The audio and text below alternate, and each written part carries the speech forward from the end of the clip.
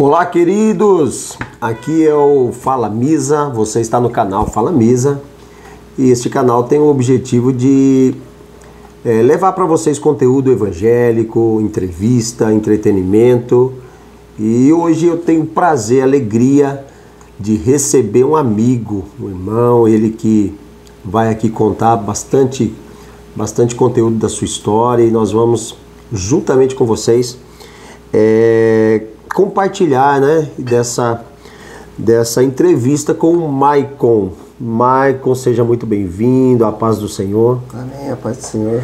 É Maicon do quê? Michael dos Santos. Ah, é?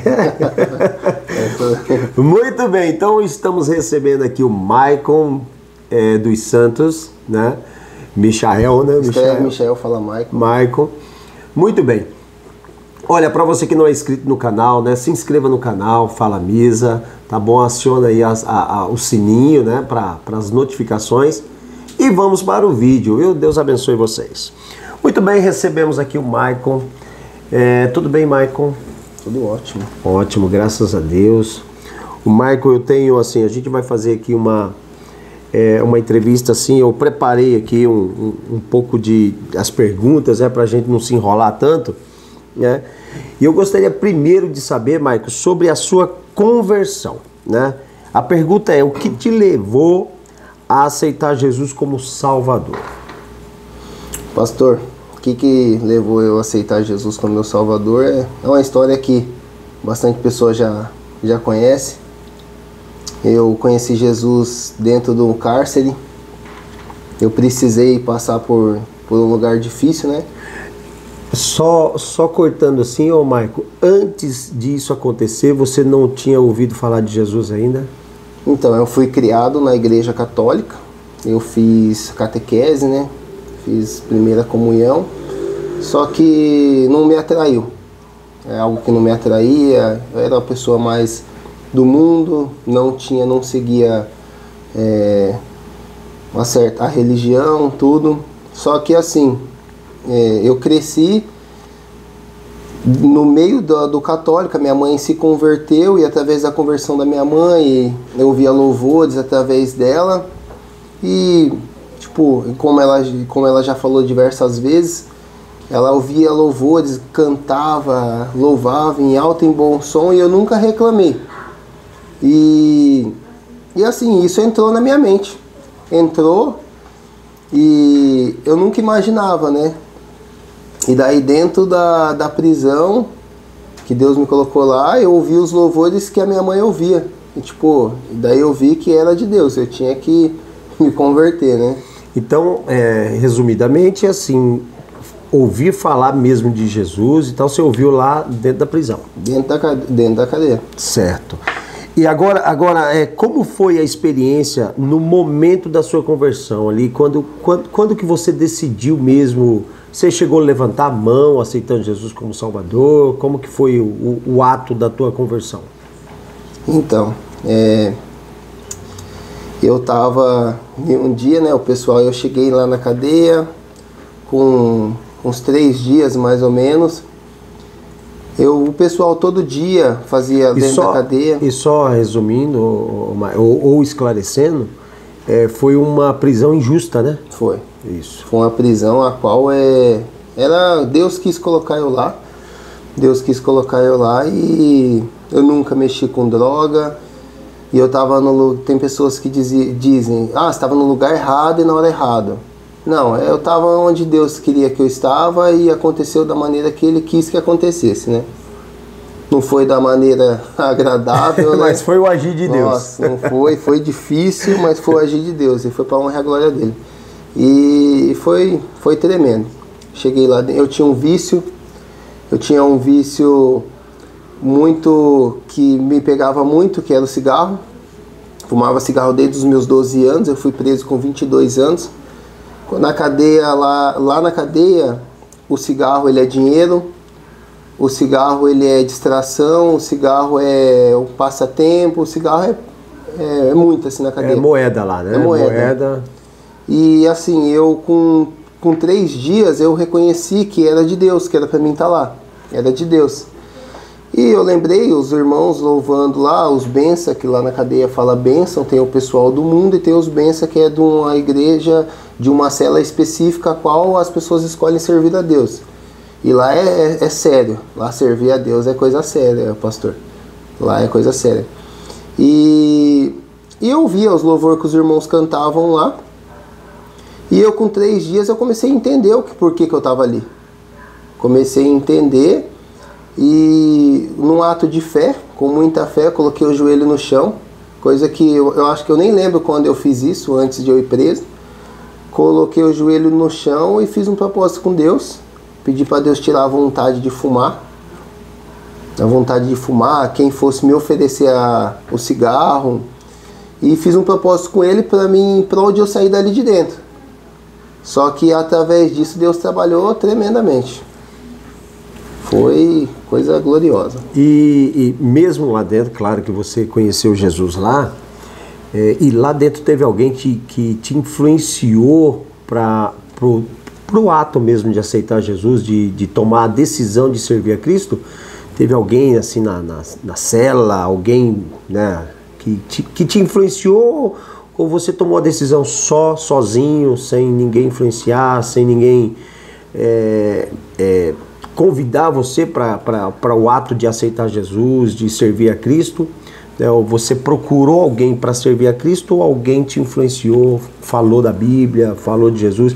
Teve cultos lá, é isso? Tinha, todo dia eles dizem lá soltar o sol, que é um horário específico qual as celas são abertas e o pessoal sai. O pessoal da igreja, a hora que sai, eles fazem a obra com muita dedicação. A hora que solta, eles fazem uma roda de oração, daí eles oram, e terminou de orar, eles cantam alguns louvores e vai fazer evangelização. E eles vão atrás de ganhar almas. E nessa daí, tinha pessoas de Indaiatuba, pessoas que estavam presas lá, que resolveu servir a Deus, e foi falando de Deus para mim, do amor de Cristo, me evangelizaram, e juntou o que Deus já tinha na minha vida, mais a evangelização, os irmãos ali que fizeram a obra, e eu decidi que eu estava ali naquele propósito. Então foi o próprio trabalho dos irmãos mesmo de evangelização, né, que acabou conquistando, né, a tua vida e a tua decisão. E hoje, como que você descreveria hoje, por exemplo, você falou pra gente que lá servir a Cristo é sério, coisa séria. Coisa séria. E hoje, como que você descreveria a tua vida espiritual com Cristo? Então, hoje eu descrevo que, vamos se dizer assim, que não tem outro caminho, é o único caminho, é a verdade, é a vida. Jesus é tudo na minha vida, só que não é fácil servir a Deus. Não é fácil. Eu achava que servir a Deus lá é mais fácil, que lá a gente está sofrendo, lá não tem a rede social, não tem internet, não tem trabalho, não tem o tanto de preocupação igual aqui tem. Aqui já é um pouco mais difícil, mas o alvo é Cristo e a gente vai para cima. Isso.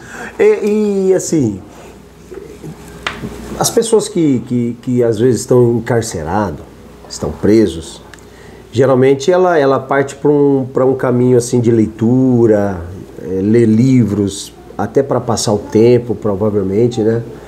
E na questão da leitura bíblica, você se dedicou à leitura bíblica lá na prisão? Quando eu estava lá dentro, era comia do rolo, né? Como se diz. Como eu aprendi lá, né? Lá é comer do rolo. Tinha muito, como se diz, a gente tinha um cronograma, né? Que diz, cronograma. Daí é assim, né, pastor? Aqui a gente serve a Deus da seguinte maneira: a gente tem o culto da terça-feira, a gente tem o culto de doutrina, de ensino na terça, na quinta a gente tem o culto normal, e no domingo. Lá não, lá você mora dentro da igreja. É uma busca constante, então todo momento a gente estava orando, era toda hora. É bastante oração, bastante leitura, tudo bastante, né? É muito de tudo, é muito assim, sabe? E você vê como que é, a diferença que é, porque a busca é incessante, é sem parar, é toda hora, é orar sem cessar, é ler sem cessar, é jejuar sem cessar, então lá é diferente. E de tudo assim que você já conhece da Bíblia, né, de tudo que você já conhece da Bíblia, ou pouco, né, porque nós... A Bíblia nos orienta a conhecer e prosseguir conhecendo, né? Então é uma busca e um conhecimento constante, porque nós nunca vamos ter o conhecimento pleno. Mas tem uma parte da Bíblia que fala com você mais profundamente, assim, alguma situação, ou leitura, ou passagem bíblica que te chama a atenção, que fala com você, quando você ouve alguém, vamos abrir a Bíblia em tal capítulo, livro, versículo, fala isso aí, fala comigo. Eu me identifico bastante com as cartas de Paulo. Com as cartas de Paulo. Até porque a minha conversão foi ouvindo Paulo e Silas. A passagem quando Paulo e Silas estão na prisão. Isso, né? Paulo e Silas na prisão marcou muito a minha vida, que foi quando eu conheci Jesus. O louvor do Alisson e Ney de Sinceridade, que é algo que fala de também, né, mais ou menos um contexto ali bem parecido assim com o que eu já passei. Maravilha, maravilha. E hoje como que você tem experimentado? Você já falou que participa dos cultos de ensino, os cultos públicos, né, os cultos de domingo. Mas na tua visão, assim, hoje, e é um particular seu, como que você tem experimentado o poder de Deus, meu? Qual a tua experiência hoje com a presença de Deus? Você consegue... isso é pessoal, né? Porque eu, da minha parte, eu tenho a minha experiência. Mas você hoje, por exemplo, qual a tua experiência com Deus mesmo? Se tratando de presença, aquilo de você estar no culto... E aquele culto mexer com as tuas estruturas. Pastor, você meio que me pegou um pouco aí. Cara, ver o trabalhar de Deus, né? O que Deus vem fazendo na nossa vida, isso daí é a nossa maior experiência, ver você entregar a sua vida nas mãos dele e ele fazer com que tudo dê certo, deixar as coisas certinho. Tem as provações e no final dá tudo certo. E aí, no caso, você olhar para trás e ver o que Deus vem fazendo ao longo desse tempo que você está na igreja, não tem outro motivo, outra razão a não ser a presença de Deus na vida. Só a presença dele que faz isso. Que maravilha. Não tem nem o que falar. E o Maicon, antes da conversão, era como? Bom, você falou que dos 12 anos até os seus 22, você tinha um vício de cigarro. Tinha um vício de cigarro. Mas tirando o vício aí, como que era o Maicon? Era trabalhador, era aquele garotão, vamos dizer assim, os seus 15 anos, como é que foi? Eu era, nos meus 15 anos eu era um cara trabalhador. Trabalhava na ferragem armada. Bem nessa faixa desses 15 anos foi a época que eu perdi meu pai. Foi uma época difícil para mim, foi a época qual eu tive um pequeno envolvimento, sabe, na ilusão da vida. Foi que eu experimentei a tal o cigarrinho do mal, que a turma fala. Tive um momento de ilusão ali, foi um momento difícil para mim, um momento que eu me entreguei totalmente para cigarro, bebida, bagunça, rua. Mas assim, sempre me entreguei por esse lado, mas sempre fui uma pessoa que trabalhou, uma pessoa que sempre fez o bem, nunca fez o mal, só que nunca estava feliz, nunca. Chegava em casa, uma angústia, sofria com depressão. E você buscava, de certa forma, preencher algum vazio? Era algum vazio que existia em você? Isso, é uma rejeição. Uma coisa que às vezes você não sabe. Então é uma coisa que você já tinha um sentimento já. Tinha, uma rejeição. Antes mesmo de perder meu pai, eu fui um jovem que fui rejeitado pelo meu pai, fui assim, rejeitado pelo pai, rejeitado pela vizinhança. A vizinhança acreditava que eu ia ser uma pessoa a qual ia dar trabalho para minha família, que eu não ia conseguir chegar nem nos 18 anos. Eu era bem trabalhoso, pastor. Com 15 anos eu já corria de de polícia na cidade, empinava a moto, fazia a bagunça, tacava fogo na cidade. Bom, isso aí antes da conversão, é claro que a pergunta é essa, né? E aí depois a gente vê a transformação que Deus fez. E agora, em relação à igreja, em relação à comunidade onde você vive, onde você mora, né? Onde você tem todo o contexto familiar, né? E aí, como que você se sente em relação à igreja e também a comunhão com as outras pessoas hoje, com seus amigos, antigos amigos que provavelmente você tem uma convivência, né? Convive com os amigos Sim. que era dos seus 15 anos, assim, no sentido de estar no mesmo local, né? E a igreja, como que você se sente hoje, por exemplo? Como que você se sente na tua igreja? Então, na minha igreja eu me sinto, hoje em dia eu me sinto com uma grande responsabilidade, né? Porque a igreja é muito importante, ali a gente é uma família, então a responsabilidade é algo qual a gente tem que respeitar, tem que tentar cuidar o máximo possível. Fui super bem acolhido pela igreja, foi algo tremendo, sabe? Eu sinto o carinho dos irmãos por mim também. Isso, que legal. Eu sinto que a igreja ora, a igreja intercede pela minha vida. Quando eu estava lá no cárcere, tem irmãos que ainda estão lá, e eu sei a dedicação que muitos irmãos teve para nas suas orações você lembra desse Nossa, lembro de todo mundo da igreja. Das pessoas lá. Às vezes eu não falo, né, na minha oração, né, pastor? Às vezes eu não falo, um por um, eu falo, eu oro pela igreja, eu oro pela minha igreja, por todos os membros, as irmãs, Isso. Os obreiros, as crianças, os jovens, e a gente não pode esquecer, né? Mas dos irmãos que estão lá encarcerados, lá você lembra constantemente. Lembro e peço para Deus, né, pastor, pela vida deles, porque muito talento ali dentro.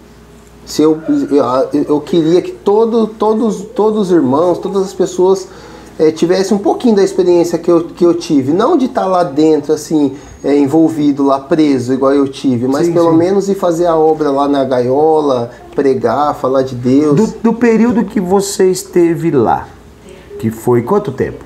8 meses. 8 meses. 8 meses, aí faltando pouco tempo para um ano, um bom tempo, mais do que meio ano. E assim, num contexto assim, numa média, lá na prisão, tem pessoas lá que outrora era cristão, filho de cristão, pessoas que você vai conversar e fala, rapaz, eu sou afastado da igreja, minha juventude ou a minha infância foi na igreja. Ocorre muito isso lá na prisão? Muito, pastor. Lá, assim, ó. Tipo assim, tem 8 celas. Tem 8 celas. Geralmente, nem todos os pavilhões são assim, mas geralmente a cela 8 é a cela da igreja. Só que assim, o pessoal que está ali dentro da igreja, muitas das vezes, é pessoas que se arrependem de tudo que fez, quer buscar uma vida melhor. Mas nas celas do mundo, você vai conversar com as pessoas e a pessoa, eu era de tal denominação, assim, assado, mas você está no melhor caminho, a pessoa não tem força, mas reconhece que o melhor caminho. E você chegou a descobrir qual que é o gatilho dessas pessoas estarem lá, por exemplo? Está lá porque fez alguma coisa, né? Alguma coisa de errado aconteceu, Sim. ou supostamente, né? Porque foi o seu caso, né? Supostamente, acabou sendo preso indevidamente, mas o gatilho assim das pessoas saírem da igreja, geralmente você chegou assim, tipo, meio que identificar, olha, eles geralmente saem da igreja por alguma coisa, e chegou a identificar alguma coisa assim ou não? Pastor, assim, tem casos e casos, é igual aqui fora, lá dentro as pessoas se desviam pelos mesmos motivos. Não deu certo, desviou porque olhou por mão dentro da igreja, infelizmente. Sim. Se desviou por alguma decepção amorosa, se desviou porque deixou o inimigo entrar Porque se a gente não vigiar, o inimigo entra e faz arruaça. Então basicamente é o que a gente tem um entendimento aqui fora também, né? De quando um irmão, às vezes, uma pessoa, um jovem, uma irmã, enfim, às vezes sai da igreja. Eu já tive ocasião da pessoa me mandar mensagem e falar: pastor, eu não quero mais ser crente. E não tem nada a ver com o senhor, não tem nada a ver com a igreja, e a gente fica, né? A gente fica às vezes sem ação, porque a pessoa fala: é uma decisão minha. Uma decisão minha. Eu falei: meu Deus, mas que decisão difícil, tão mal acertada, né? Mas, Maico, que maravilha, Maico. Olha, rapaz, olha, você que tá assistindo aí, eu acredito que com um bate-papo desse, quem tá ligado lá fica vibrado, né? Fica ali. Mas olha, se você ainda não deu um like no canal, aperte aí dá um dedaço aí, né? Compartilha, que é conteúdo exclusivo. Rapaz, que maravilha, Maico. Agora, Maico, qual tem sido o maior desafio na tua vida cristã? Assim, a gente fala de desafios, ou seja, o meu desafio é que eu sou, assim, uma tendência para isso, e o desafio é se manter ali fiel ao Senhor. E alguns são a questão de emprego, né? O maior desafio às vezes é a questão do trabalho, porque às vezes a pessoa trabalha, um exemplo, trabalha numa escala que uma semana ela está nos dias de culto, na outra semana ela está fora dos dias de culto. Isso é um desafio para muita gente, né? E qual o teu maior desafio que você tem enfrentado hoje para servir a Cristo? Pastor, o meu maior desafio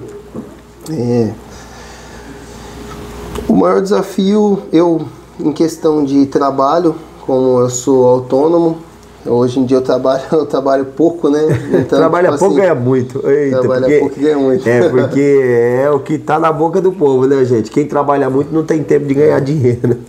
Então, tipo, na parte profissional é algo que não me atrapalha.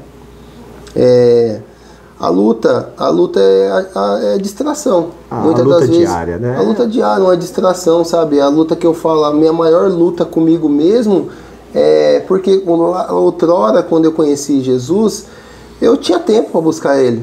Eu tinha tempo, não tinha distração, não tinha celular, eu não tinha preocupação, eu não tinha que se preocupar com correr atrás da comida. Isso. Ela vinha tudo assim na mão e eu só buscava Deus, orava, jejuava. E sofria, mas Deus estava ali. Eu estava preso fisicamente, mas espiritualmente eu estava liberto. Então, tipo, eu sofri em partes e ao mesmo tempo eu cresci, né? Eu cresci na obra de Deus. E aqui a minha dificuldade assim mesmo às vezes você pega para ler uma Bíblia, aí toca uma mensagem no celular. Daí você já, que nem você tem a preocupação, vai que é cliente, daí pega o celular, vai orar, às vezes toca uma mensagem também. Então, tipo, é um pouquinho disso daí mesmo. A tua experiência hoje na igreja, por exemplo, em questão de ministério, trabalho, algum exercício, alguma função que você exerce hoje na igreja, e se é que você exerce, eu estou falando aqui, né? Eu sou o pastor do Maico, né, Maico? Mas para você que está conectado, ouvindo a gente, né? Então, para que você exerce alguma função na igreja, Maico, isso tem contribuído de alguma forma para você servir a Deus, para você ir para a igreja contente, feliz? Sim, eu exerço a mídia da igreja, né? Eita! Às vezes eu recebo uns olharezinhos lá, porque às vezes a gente é falho, né? Mas é para honrar a glória de Deus. Isso daí, eu sou muito grato por isso, por esta obra, por que Deus colocou na minha mão para com que eu exercesse. Teve até uma reunião de obreiro esses dias aí, e eu fui, né, pastor? A gente foi lá para honrar a glória de Deus. O que você achou, Mike, da reunião de obreiro? Eu só chorei.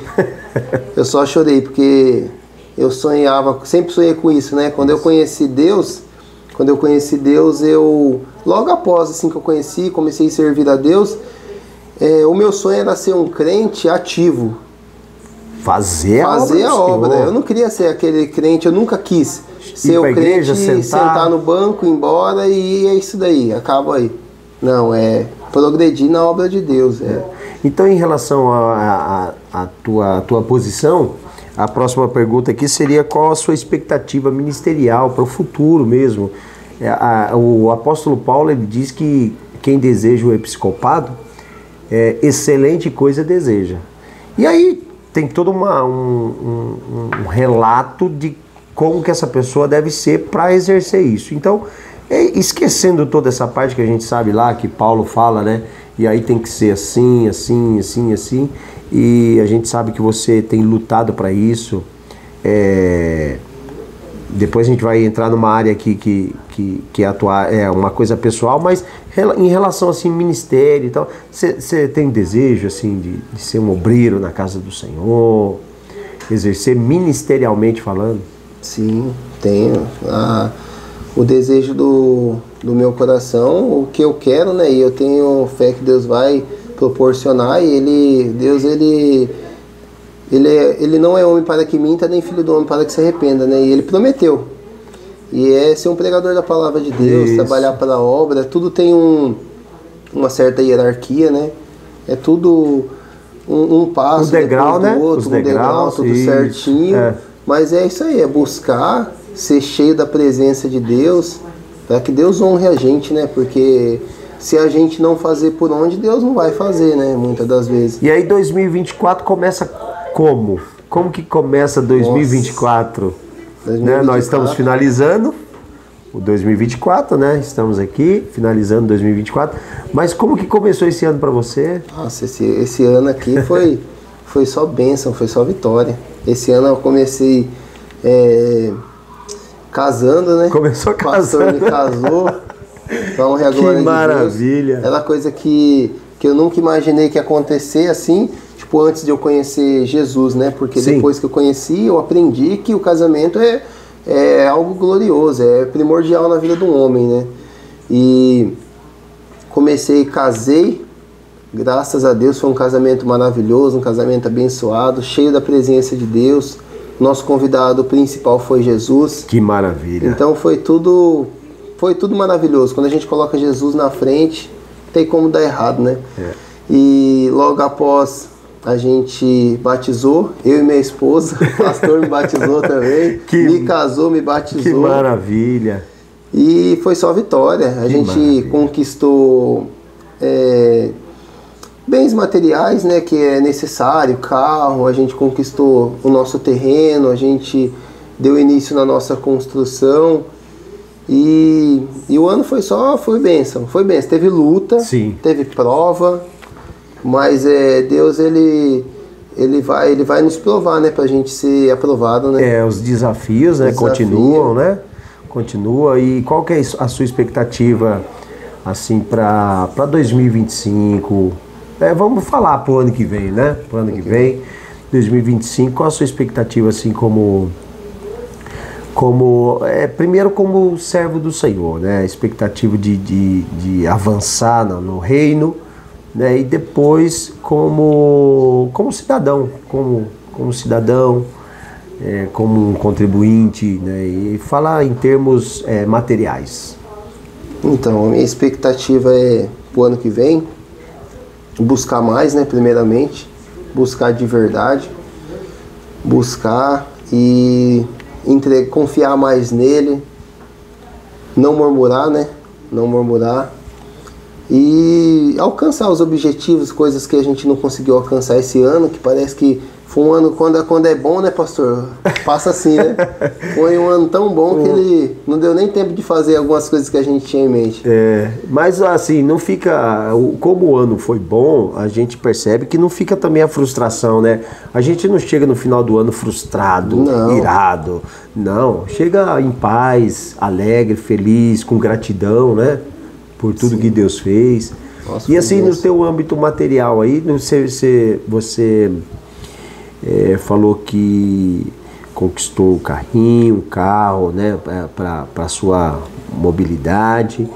Também o terreno, começou uma construção. Esse ano choveu muito, né? Nossa, esse ano choveu bastante, ainda está chovendo em algumas regiões.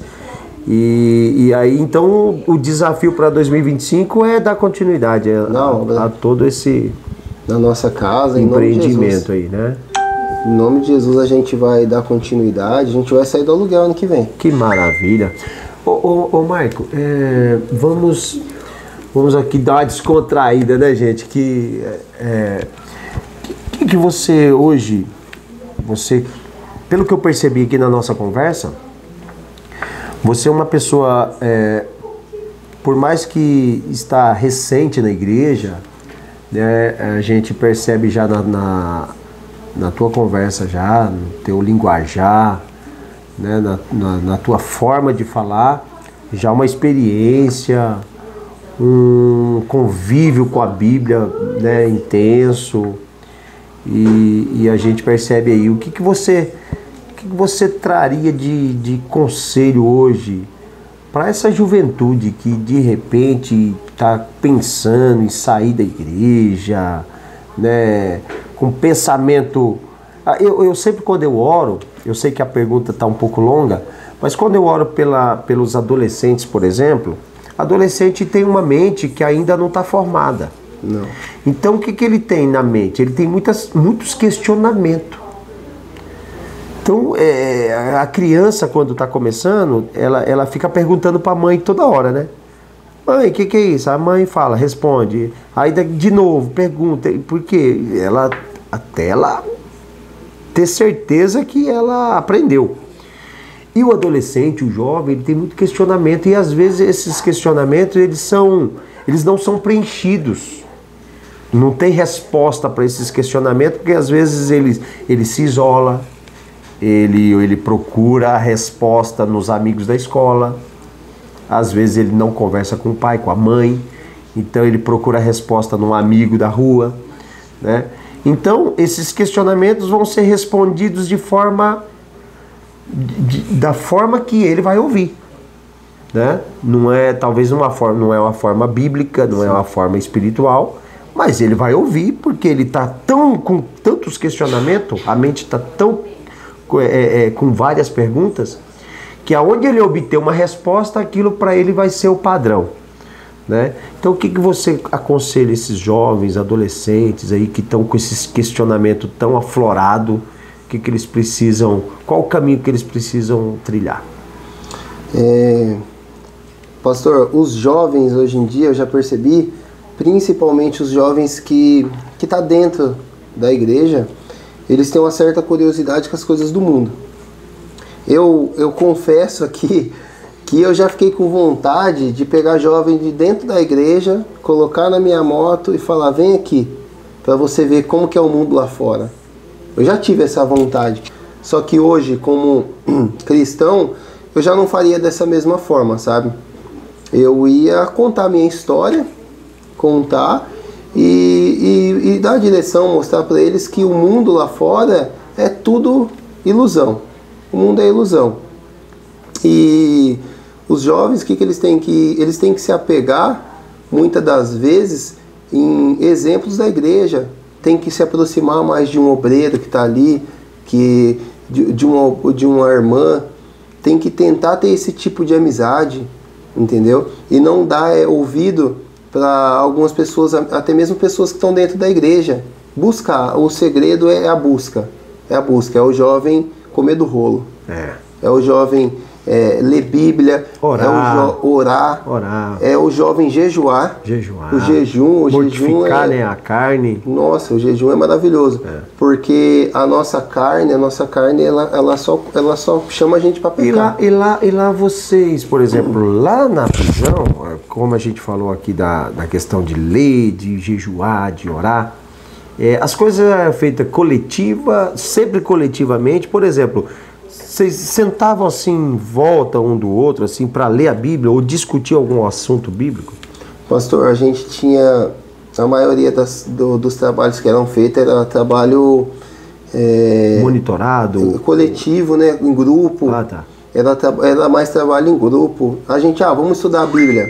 Daí a gente fazia, tipo, vamos supor, tinha 40 pessoas na cela, a gente fazia grupos de 5 pessoas, 5, 6 pessoas, fazia uns grupos. O pastor falava para cada um escolher uma matéria, um livro. Daí um grupo estudava um livro, tudo, a gente estudava os livros e dava uma hora, a gente contava a hora na televisão, um jornal, alguma coisa assim. E daí o pastor tinha uma sabedoria, mais elevada, alguns irmãos, e a gente discutia, que eu acho que é muito importante isso daí, né? A gente discutir e ter uma pessoa para dar um respaldo, você tá certo aqui, mas e é assim. E você acha que seria importante isso também, por exemplo, na igreja? De repente os jovens ter um momento ali de formar grupos, para não discutir no sentido de discutir, discussão, mas no sentido de um aprender com o outro algum assunto bíblico? Sim, é maravilhoso. Até porque na escola não tem trabalhos em grupos, né? Sim. E muitas das vezes esse trabalho as pessoas se dedicam e se dedicasse para aprender igual se dedica na escola. Então a escola dominical, no caso, então que maravilha. Que maravilha. Muito bem. Bom, tô recebendo uma aguinha. Eita. Coisa maravilhosa. É pra você. Que maravilha. Nós vamos finalizar a nossa parte aqui e depois a gente vai entrar no outro mistério ali. Maravilha. Mas pra gente finalizar, um bate-papo assim rápido, né? Um bate-pronto, né? Eu vou falar algumas palavras, você fala o que representa para você e vai ser bênção, né? Então, Jesus. Quem me conduz, quem me guia, quem me protege, é meu tudo. Que maravilha. Esposa. Eita, meu alicerce. Uma bênção, a minha protetora, uma mulher maravilhosa. Até olhou pra câmera assim. Que maravilha. Presente de Deus, né? Ela é meu presente de Deus. Igreja, a minha casa, como que eu posso dizer, a minha família, o meu repouso, a minha segurança. O meu trabalho, né? Onde eu trabalho para Deus e é maravilhoso. Família no contexto assim, incluindo mãe, avós, sem ser a sua esposa. Minha família é uma família que eu não tenho o que falar. É uma família maravilhosa, uma família que apoia, uma família que está buscando Deus. Ali junto a gente está prosseguindo para o mesmo alvo. E isso é maravilhoso. Tem alguns ainda que não estão, mas para honra e a glória de Deus, já a palavra já está entrando e daqui uns dias a família inteira está servindo a Deus e vai ser maravilhoso, né? Vai tudo morar no céu junto. Um livro de referência. Efésios. Muito bom. Então, no caso, o livro, no geral, a Bíblia. A Bíblia. A Bíblia. A Bíblia. Mas Efésios... Efésios para mim é... Maravilha. Bom, você viu que ao fundo aqui, né, nós temos a Bíblia, né? Porque sem a Bíblia não dá, né? Não dá. A minha eu deixei ali no carro. A Bíblia é o guia. É o guia, né? Que maravilha. Sim. Uma viagem que você ou fez ou tem vontade de fazer, aquela viagem inesquecível. A viagem que eu tenho vontade de fazer é pro Chile. Pro Chile? Do Chile. Passar um pouquinho de frio. Passar um pouquinho de frio. Ver aquelas montanhas lindas, aqueles rios. E viagem, eu faço algumas viagens. Né? Tem alguma que você fez que ficou na história, assim, a viagem que sempre vai lembrar? Viagem de 3 semanas atrás. A viagem Qual o local? Eu fui para Curitiba para buscar um carro. Cheguei lá, o carro que eu queria não era o carro que Deus tinha para mim. sofremos um pouco, mas o nome de Deus foi glorificado. A gente orou, né, pastor?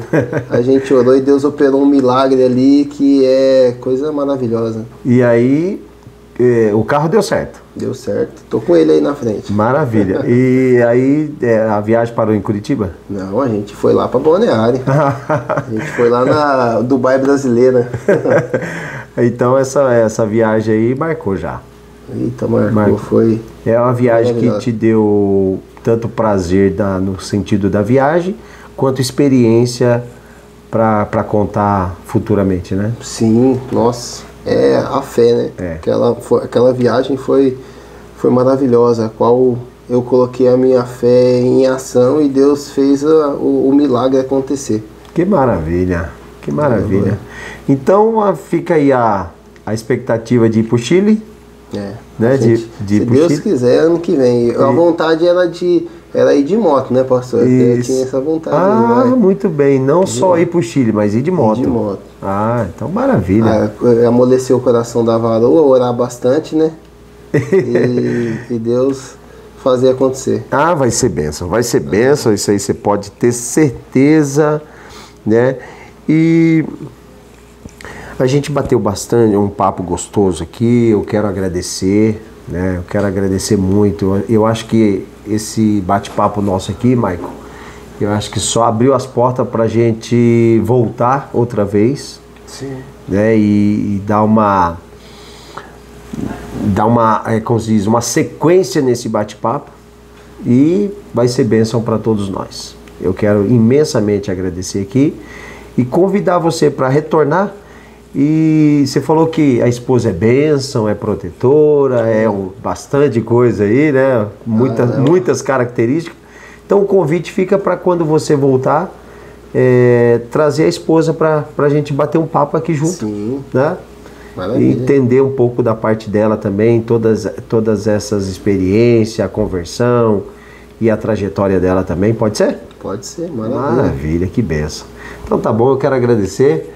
Você que ficou até o final do vídeo, né? Deus abençoe, né? E põe aí para compartilhar, né? Compartilha e manda aí para seus amigos, que vai ser bênção de Deus. Se inscreva no canal, viu? Não deixa de se inscrever. Se inscreva no canal. Curtir, compartilhar muito aí. Isso. No mínimo 20 pessoas. Cada uma compartilhando para 20, né? Vai ser bênção, né? Vai ser glória. Deus abençoe, Maico, Deus abençoe. Pastor, Deus abençoe. Glória a Deus por isso, né? Que venha mais vezes. Amém, vou vir sim. E ano que vem eu vou vir contar a vitória. Já vou falar das bênçãos. Maravilha, Deus abençoe, viu? Deus abençoe. Vou tomar uma aguinha. Tem que se soltar mais, eu sou meio fraco, meio travado. Olha os bastidores. Imagina.